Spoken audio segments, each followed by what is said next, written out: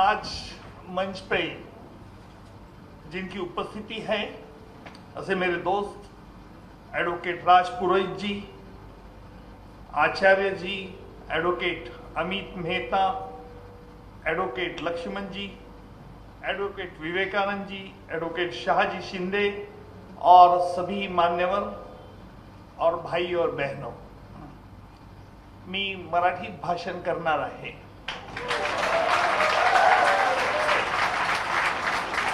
याचा अर्थ असा नाही की मला इतर भाषा आवडत नाही।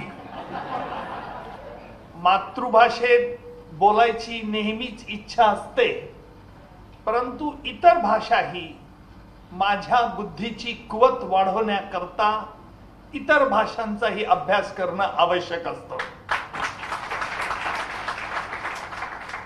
सर्वात प्रथम मी आपल्या मुंबई लीगल सेलचे अध्यक्ष, त्यांचे सर्व पदाधिकारी, अखिल भारतीय विद्यार्थी परिषदेचे पदाधिकारी यांचा मनपूर्वक आभारी आहे, ऋणी आहे। कारण राजजी पुरोहित यांनी म्हटल्याप्रमाणे परवा राज्यसभेचा सदस्य म्हणून, राष्ट्रपतींचा प्रतिनिधी म्हणून शपथ घेतल्यानंतर जर पहिल्यांदा जर जाहीर सत्कार होत असेल तर आपल्याकडून होत आहे। आणि म्हणून मी आज सकाळी 11:30 वाजता आलो। मला आठवतं की परवाच्या दिवशी शपथ कशी घ्यायची, कसं जायचं, कसं अध्यक्षांना नमस्कार करून परत माघारी आपल्या सीटवरती कसं बसायचं, याची तिथल्या अधिकाऱ्याने एक रिहर्सल दिली। आणि रिहर्सल देताना मी शपथ घेतली। 4 ओळीची शपथ होती। माझ्या अर्थात ती 4 ओळीची शपथ जिसे हम सौगंध कहते हैं, ती मुखोद्गत झाली होती। आणि पहिल्यांदा तिथलं कार्यालयाचा एक अधिकारी नाव घेतो, पहिल्यांदा राष्ट्रपती नावाने पुकारतात आणि राष्ट्रपती म्हणजे चेअरपर्सन, जे उपाध्यक्ष जी बसलेले होते, आणि मग ती शपथ घ्यायची असते।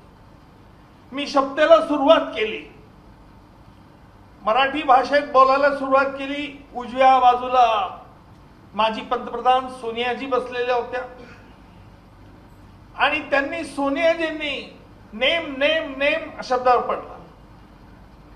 तो माझ्या कानावर नीटसा पडला नाही त्यांचं बोलणं, म्हणून म्हटलं त्यांना कळलं नसेल, म्हणून मी इंग्लिशमध्ये सांगितलं, इट्स इन मराठी लँग्वेज। आणि मग मी पुन्हा त्या माझ्या शपथेला सुरुवात केली। मला एक अनुभव, शपथ घेतल्यानंतर जो एक अलौकिक अनुभव आला की सदनामधील सगळ्याच पक्षाच्या लोकांनी माझ्यावरती अभिनंदनाचा वर्षाव केला। याचाच अर्थ असा मी काढतो की या देशात राहणाऱ्या नागरिकाला, प्रत्येकाला देशाबद्दल प्रेम आहे, परंतु राजकारण करायचं असल्यामुळे काही वेळेला हे बेगडी प्रेम दाखवतात। आणि म्हणून ज्या वेळेला मी कधी निवडणुकीत यायचं नव्हतं, मला कधी राजकारणात शिरायचं नव्हतं, परंतु देवेंद्रजी, गृहमंत्री अमित भाई यांचा माझ्यावर फार आग्रह होता आणि अगदी शेवटच्या क्षणी त्यांनी हे माझं नाव नोमेनक्लेचर डिक्लेअर केलं। त्याच्या अगोदरही काही राजकीय पक्षांनी मला विचारलं होतं, पण मी प्रत्येकाला नम्रपणे नकार देत होतो। आणि हा नकार देत असताना माझं गुन्हेगारांच्या विरुद्धचं युद्ध हे सुरू राहिलं पाहिजे, ही एकच भावना माझ्या मनात होती। आणि मग ज्यावेळेला मला भाजपने तिकीट दिलं, त्यावेळेला अनेक प्रसार माध्यमांनी मला पहिला प्रश्न विचारला, तुम्ही भाजपच का निवडला, दुसरा पक्ष का निवडला नाही? हा त्यांचा पहिला प्रश्न माझ्यावरती होता। त्यावेळेला मी त्यांना स्पष्ट करून सांगितलं की या पक्षामध्ये या राष्ट्राबद्दल, या देशाबद्दल जे प्रेम आहे ते प्रेम मला इतर कोणत्याही पक्षात दिसलं नाही आणि म्हणून मी भाजप.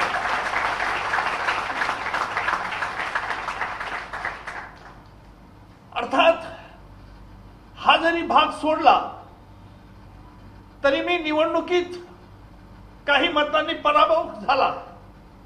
मी जेव्हा एखादा खटला चालवत असतो त्याला आरोपी कोणत्या जातीचा, कोणत्या धर्माचा, कोणत्या पंथाचा, कोणत्या पक्षाचा हा कधीही विचार माझ्या नव्हतो. परंतु काही लोक स्वतःच्या स्वार्थाने एवढे प्रेरित झाले असतात की त्यांना प्रत्येक बाबतीत राजकारण करावं असं वाटतं. आणि म्हणून ज्यावेळेला मी निवडणुकीत हारलो त्यावेळेला काहींना असं वाटलं, आणि मराठी काव्यात जर मला म्हणायचं असेल तर मी म्हणेन की जरी मी निवडणुकीत हरलो होतो, जरी मी निवडणुकीत हरलो होतो तरी मी विजलो नव्हतो. जरी मी निवडणुकीत हरलो होतो तरी मी विजलो नव्हतो. हा माझा अंत नव्हता हे त्या बिचारीला कळलेच नाही. पेटून उठलो नव्या सामर्थ्याने असुरांशी लढायला. पेटून उठलो नव्या सामर्थ्याने असुरांशी लढायला. कारण माझे हे सामर्थ्य नाशवंत नाही हे त्या बाबरांना कळलेच नाही. आणि म्हणून आज अनेक वेळा मला हा प्रश्न विचारण्यात येतो की ज्या वेळेला तुम्ही न्यायालयात लढतात, गुन्हेगारांच्या विरुद्ध लढतात, कारण मी वकिली व्यवसायाला सुरुवात केली ही पहिल्यांदा सहकार क्षेत्रात सुरुवात केली होती जळगावला. त्यावेळेला सुरुवात केली त्यावेळेला सहकार न्यायाधीश सरकार नेमत असं. कोऑपरेटिव्ह जजेस वेर अपॉइंटेड बाय दी गव्हर्नमेंट. आणि मग त्याच्यामुळे काय व्हायचं, काही निकाल सेट होऊन जात असत. म्हणजे मला वाटायचं की माझ्या बुद्धी कौशल्यामुळे निकाल मिळाला, असं होत नव्हतं. तर माझा पक्षकार म्हणजे त्या संस्थेचा चेअरमन हा निकाल अगोदरच सेट करून ठेवला असायचा. जळगाव जिल्ह्याची गोष्ट मी सांगतो. पण एवढे मातब्बर होते की मला इंप्रेशन असं द्यायचे की निगम साहब आपकी वजह से जीत हुई हमारी. सुरुवातीला मला कळत नव्हतं पण नंतर कळायला लागलं. आणि म्हणून या प्रॅक्टिसला मी त्यानंतर रामराम ठोकला आणि मग फौजदारी क्षेत्रात आलो. फौजदारी क्षेत्रात आल्यानंतर कोणाची वकीलपत्र करावायचं हा माझ्या पुढे प्रश्न होताच. आणि म्हणून त्यावेळेला असं म्हटलं जायचं की पैदा हुआ वकील तो शैतान ने कहा. एका शायराने म्हटलंय, पैदा हुआ वकील तो शैतान ने कहा लो आज हम साहेब औलाद बन गए. आज त्या शायराच्या थोबाडीत बसली असेल की एका वकिलाला देखील खासदार म्हणून या देशाचे पंतप्रधान राष्ट्रपती निवडून आणतात. आणि म्हणून आमच्या दृष्टीने ही काही कमी गोष्ट नाही. ज्या वेळेला माझी नियुक्तीची घोषणा झाली मी अनेक वेळा हे जाहीररित्या सांगितलं, या देशाचे पंतप्रधान मोदीजी यांनी मला स्वतः फोन केला.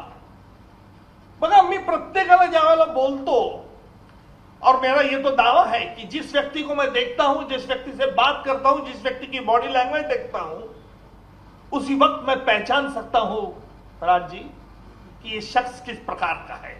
इसे रामदेव बाबा की योग विद्या नहीं लगती, लेकिन कॉन्फिडेंस होना चाहिए.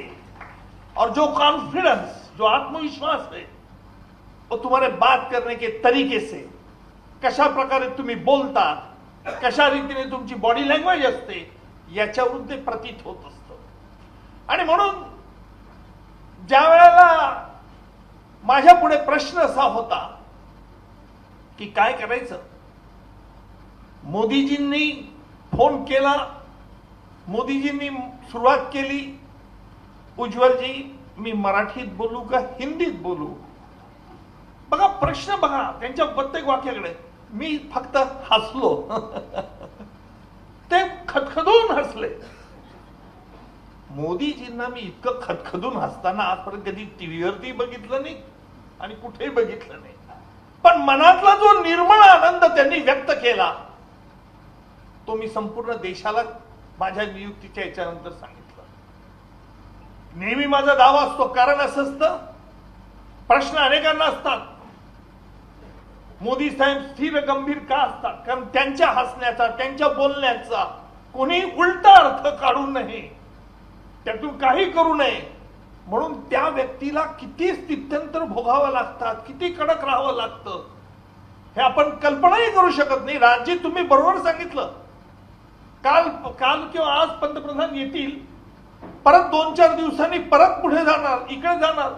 आपण एका दिल्लीहून मुंबईला आल्यावरती आपल्याला थकायला होतं. आणि ही देशाचे पंतप्रधान आज जवळजवळ 74-75 वय झालं तरी सुद्धा त्यांचे चालतं. कारण एकच ध्यास, माझा देश, माझं राष्ट्र, ही भावना आज प्रत्येकामध्ये असली पाहिजे. आणि म्हणून मी नेहमी बघत असतो फौजदारी खटले चालवताना की जे लोक गुन्हे करतात त्यांना कायद्याने शिक्षा जरी झाली तरी ते सुधारले असं म्हणता येत नाही.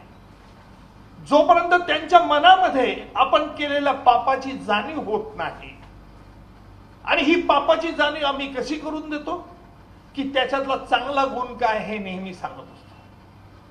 मी एक मुद्दा म्हणून खटल्याचं नाव सांगणार नाही, पण एक दाऊद इब्राहिमचा जवळचा मनुष्य ज्याच्या विरुद्ध मी खटला चालवला, एका व्यापाराच्या खुनाबद्दल त्याला पोर्तुगालहून आणण्यात आलं आणि त्याला जन्मठेपेची शिक्षा झाली.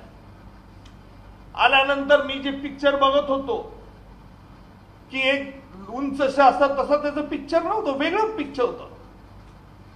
आणि म्हणून त्याच्याशी बोलत असताना माझ्या लक्षात आलं की त्याचे वडील देखील एक वकील होते. परंतु वडील वकील होते पण हा गुन्हेगार इकडे वळला होता, दुबईला राहत होता, धमक्यांचे फोन करत होता, सुपारी घेऊन खून करत होता. मला एक गोष्ट लक्षात आली की याचं नाव दुसरं म्हणजे मृत्यू असं आहे. याला लोक घाबरतात. मी त्याच्याशी, माझी पद्धत अशी आहे की न्यायालयामध्ये गुन्हेगार कोणीही असला तरी मी बोलतो त्याच्याशी, वागतो, बोलताना जाणून घेत असतो की याच्यामध्ये वीक पॉइंट्स कुठे आहेत. कारण मला फक्त त्याचं गुन्हेगारीबद्दल त्याला तर मी शिक्षा न्यायालयामार्फत करण्याचा प्रयत्न करणार, माझ्या कर्तव्यापासून मी कधी हटणार नाही. परंतु त्याला आंतरिक दुःख झालं पाहिजे. आणि जेव्हा आंतरिक, म्हणून मी प्रत्येकाला हे सांगत असतो की जेव्हा माझ्यासमोर आज तरुण वकील मंडळी आहे की माझं काय चुकलं आहे हे स्वतःच्या मनाशी आपण कबूल केलं पाहिजे. मी काय बोललं पाहिजे, काय बोलू नये याचं पृथक्करण आपल्याला करता आलं पाहिजे. आणि ज्या वेळेला आपण असं वर्गीकरण करू शकतो त्यावेळेला आपल्याला यश मिळत असतं. आपण कुठली इच्छा व्यक्त केली आणि इच्छा मनात ठेवली आणि त्याप्रमाणे प्रयत्न केले तर सफल होतीलच असं नसतं. म्हणून मी कधी कसल्याही कोणाची कशी अपेक्षा करत नाही हे स्पष्ट करू इच्छितो. जे मिळालं तो ईश्वरी संकेत, मी केलेल्या कामाची पावती असं समजून आपण चाललं तर आपल्याला आयुष्य आनंद मिळत असतो. आणि म्हणून आपलं आयुष्य हे फक्त आनंदाने बागडण्याचं क्रीडांगण नाही तर प्रतिकूल परिस्थितीत झुंज देण्याचं एक रणांगण आहे, हे प्रत्येक तरुण वकिलांनी लक्षात ठेवलं पाहिजे. आणि म्हणून ज्या वेळेला त्या गुन्हेगाराला मी बघितलं माझ्या लक्षात आलं हा अतिशय डेंजरस गुन्हेगार है, फिर क्या किया जाए. फिर मुझे पता चला कि उसके पिताजी भी उत्तर प्रदेश में वकील थे. मैंने उसे कहा कि तुझे वडील वकील असताना आपने ये रास्ता क्यों चुना? अब तो तुम्हें यहां तो सजा तो भुगतना है, हम तो तुझे छोड़ने वाले नहीं. पण मुझे लगता की तूने गलती की, तू चुकीच्या मार्गाने वळलास. त्याला पहिल्यांदा हे माझ्याकडनं ऐका. असं असतं तुरुंगामध्ये माझी सगळी कुंडली प्रत्येक कैद्याकडे असते. म्हणजे जर निवडणूक लड़वली। राज्य में मजा में हमेशा बात एक कहता हूं कि अगर मुझे चुनाव लड़ना है तो चुनाव में अगर जेल ये कॉन्स्टिट्यूंसी बना देंगे तो मैं सबको हरा दे सकता हूं। इतना बाकी कॉन्फिडेंटली मैं कहता हूं की तुरुंग हा जर माझा मतदारसंघ बनवला तर माझ्या पुढे कोणीच जिंकू शकणार नाही, कारण सगळे कैदी मला निवडून देतील, कारण त्यांचा उद्देश वेगळा असेल। परंतु ही गोष्ट अशी असते, मग त्या गुन्हेगाराला मी दिल्यानंतर तुम्हाला आश्चर्य वाटेल, त्याला शिक्षा झाली जन्मठेपेची। मी त्याच्या विरुद्ध युक्तिवाद केला, त्याचे डोळे लाल, चेहरा लाल, गोरा पान तो आरोपी चिडला। मी मागे बघत होतो की माझ्या युक्तिवादाचा काय परिणाम होतो, त्याला इंग्रजी समजत होतं, काही बोलला नाही। मी युक्तिवाद झाल्यानंतर मैंने उसको पूछा कि क्यों भाई मेरी दलील कैसी लगी आपको, बोलला नाही। मला अपेक्षा होती, बोलणं शक्य नव्हती। मी म्हटलं गुस्सा मत कर, जेल में जाके एक्सरसाइज करना, खुद को ख्याल में रखना, तंदुरुस्त रखना। अगर तूने तंदुरुस्त रखा तो ही तू जीवित हो रहेगा, नहीं तो जीवित नहीं रहेगा। हे त्याला असं सांगत होतो, तो माझ्याकडे टकमका बघत होता। त्याला वाटलं मी हे काय त्याला भौतिक देतोय, ज्याला शिक्षा झाली त्याला हा शहाणा सांगतोय। त्याच्या मनात हे भावना येऊ शकत होती, पण मी प्रेमाने नॉर्मलने हे सांगत। आपल्याला आश्चर्य वाटेल की ज्या वेळेला 6 महिन्यानंतर मी आजारी पडलो, कोर्टात मुंबईच्या न्यायालयात गेलो नव्हतो 4-5 दिवस, त्याच्या एका मित्राने ज्याच्या विरुद्ध खटला चालवत होता त्याला तुरुंगात ही बातमी दिली, अरे निकम साहब तो बीमार हो गए, निकम साहब आए नहीं, ट्रायल नहीं चल पड़े। तुम्हाला आश्चर्य वाटेल, माझं जो पत्र येते दाखवेल तुम्हाला मी राजजी, त्याने तुरुंगातून मला पत्र पाठवलं त्याच्या मित्राबरोबर, उज्ज्वल जी आप अच्छे इंसान हो, आपकी तबीयत खराब थी, ये फोन कर मुझे बहुत दुख हुआ, आप न्याय के प्रति अच्छे काम करते हो। हे एका गुन्हेगाराने प्रमाणपत्र, गुन्हेगाराने माझी वाहवा करावी राजची, याला आपण जर कर्तव्यापासून हटलो नाही तर सगळेजण आपल्याला नमतात। आणि म्हणून आज आमचा देश हिमालयापासून कन्याकुमारी पर्यंत पसरलेला प्रत्येक मातीचा कण कण माझा आहे, वाहणाऱ्या प्रत्येक वाऱ्याची झुळूक माझी आहे, महकणाऱ्या प्रत्येक फुलाचा वास माझा आहे। ही भावना आज या देशातील प्रत्येक नागरिकांमध्ये निर्माण करण्याचं काम आपलं आहे। आणि म्हणून या दृष्टिकोनातून आपण प्रयत्न केले पाहिजे। वकील संघाला ज्यावेळेला आमचे वकील बंधू अनेक अडचणी असतात, कायद्याचे प्रश्न असतात, न्यायालयापुढचे पण एक प्रश्न असतो, आणि म्हणून मी माझ्या मुलाला अनिकेतला हे नेहमी सांगत असतो की आपल्या पक्षकाराला खोटं आश्वासन कधीही द्यायचं नाही, कारण खोटं आश्वासन दिलं तर तोच पक्षकार तुम्हाला हुशार असतो, त्याला तुमची किंमत कळते। मी मुद्दामून एक उदाहरण देईन की काही वेळेला मगाशी राजजींनी देवेंद्रजींचा उल्लेख केला, एक मुद्दामून उदाहरण इथे सांगतो ऑन रेकॉर्ड की ज्या वेळेला मी पाकिस्तानला गेलो होतो भारत सरकारचा प्रतिनिधी म्हणून, आम्ही 4 लोकांचं शिष्टमंडळ गेलो होतो, इस्लामाबादला आम्ही 8 दिवस होतो। अमेरिकेने सांगितलं होतं की त्यांनी जो पुरावा गोळा केलाय पाकिस्तानच्या इन्व्हेस्टिगेटिंग एजन्सीने, तिथे जे आरोपी अटक केलेले आहेत त्यांच्याबद्दलचा पुरावाचं विश्लेषण करा, आणि त्याप्रमाणे आम्ही 4 जण इस्लामाबादला गेलो होतो, 8 दिवस राहिलो।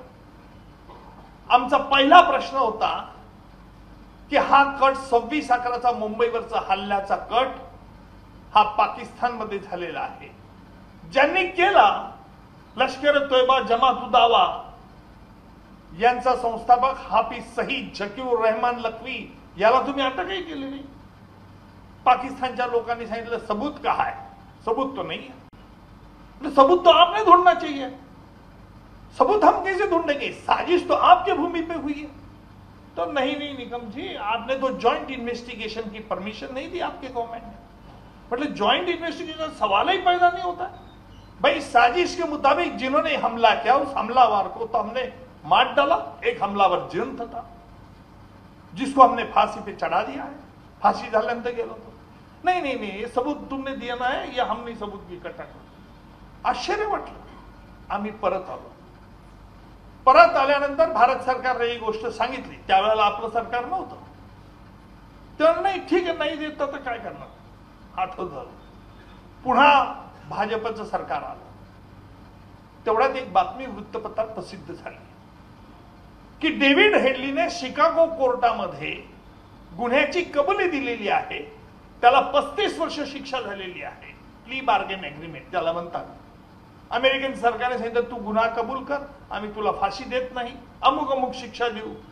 डेव्हिड हेडलीने पहिली अट घातली, मला भारतात पाठवायचं नाही, मला पाकिस्तानला पाठवायचं नाही, परंतु मी दोन्ही देशांना जर पुरावा पाहिजे असेल तर पुरावा देऊ शकतो. ही अट वाचल्यानंतर मी ज्यावेळेला शिकागो कोर्टातलं ते जजमेंटचं कॉपी मागवली, त्याला खात्री केली की अशा अटी आहे. मी मुंबईच्या पोलीस आयुक्तांना सांगितलं की आपण ह्या डेव्हिड हेडलीला साक्षीदार करू. पोलीस आयुक्त म्हणाले की डेव्हिड हेडली हा आपला देखील आरोपी आहे, कारण आपल्या अगोदर 26/11च्या अगोदर तो मुंबईला येऊन गेला होता. 26/11 नंतरही परत मुंबईला येऊन गेला. त्याला आपण साक्षीदार कसं करायचं. म्हटलं असं आहे की तो आपल्याला मिळणार नाही. त्याला आपण आरोपी केलं तर आपल्याला बऱ्याचशा गोष्टी काढता येतील. परंतु पोलीस आयुक्तांची काही तयारी नव्हती. त्यांना टीकेचं भय होतं. ते म्हणाले नाही mister Nikam, we are very sorry, we can't permit this, we can't implicate him as an accuse. ठीक आहे, मला सुचेना काय करायचं. मला समजत होतं की काही वेळेला युद्धामध्ये काट्याने काटा काढावा लागतो. इंग्रजीत म्हण आहे, set a thief to catch a thief. अगर चोर को पकड़ना है तो चोर को भेजना पड़ता है. फिर मैंने रात को फोन किया. उस वक्त देवेंद्र जी फडणवीस चीफ मिनिस्टर. देवेंद्र जी को बोला मैंने कि देवेंद्र जी मैं आ सकता हूं, आइए. बोले क्या प्रॉब्लम. मी त्यांना ही सगळं हकीकत सांगितली. ही हुशारी बघा राजसाहेब. एखादा राज्याचा नेता किंवा राष्ट्राचा नेता याला जर फोरसाईट असली तर काय परिणाम होऊ शकतात. देवेंद्रजींना मी हे सांगितलं. म्हटलं साहेब आपल्याला याला साक्षीदार करून पाकिस्तानच्या लष्कर तोयबाचे वाभाडे काढता येते. त्यांना आयडिया आवडली. ते म्हणे यस. कारण म्हणे पोलीस काय कमिशनर काय म्हणतात, त्यांची इच्छा नाही. ते म्हणतात वो आपल्याला टीका होईल. नाही मी टीकेला घाबरत नाही. म्हणे चांगलं विधायक काम जर असेल तर मी टीकेला घाबरत नाही. हे देवेंद्रजींचं वाक्य होतं. आणि हे रात्री 12:15 वाजेचं त्यांचं हे वाक्य होतं वर्षावरती. ते आणि मी दोघंच होतो. म्हणे उज्ज्वलजी माझी काय मदत पाहिजे. त्यांना सांगितलं अजित डोभालांची गाठ घालून द्या. लगेच त्यांनी अजित डोभालांची माझी अपॉइंटमेंट फिक्स केली. मी दिल्लीला गेलो. सहपोलीस आयुक्त घेऊन दिल्लीला गेल्यानंतर तिथून आम्ही वॉशिंग्टनला गेलो. ते सगळे कागदपत्र पाहिले आणि आम्ही डेव्हिड हेडलीची साक्ष व्हिडिओ लिंकने मुंबई कोर्टात मी नोंदवली. डेव्हिड हेडलीने काय खुलासा दिला. डेव्हिड हेडलीने सांगितलं की लष्कर तोयबाचे अधिकाऱ्यांच्या आणि पाकिस्तानच्या ISI ची काय साठगाठ होती, किस तरह से उनमें मिले जुले हुए थे, किस तरह से डेविड हेडली ने यह भी बता दिया कि उसके डायरी में जो नंबर्स लिखे थे बाकायदा वो नंबर ISI के एजेंट्स के थे, ISI के ऑफिसर्स के थे, लेफ्टनंट जनरल सगळे नंबर सांगितले. ते रेकॉर्डवरती गेले.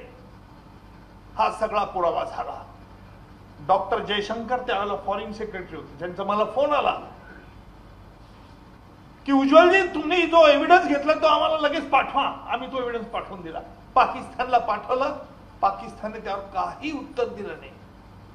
वाईट गोष्ट मित्रांनो असं सांगतो की जे माझ्या आयुष्यामध्ये मी पहिल्यांदा बघितलं आणि राजनीती इतकी हलकट आणि घाणेरडी असते याची मला कल्पना नव्हती.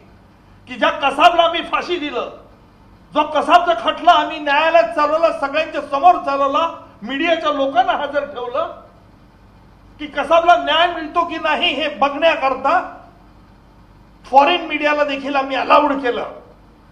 त्यावेळेला सरकारचं म्हणणं होतं नको. म्हटलं नाही की देऊ, आपण सगळ्यांना ऍक्सेस देऊ, बघू द्या, सिक्युरिटी ठेवू.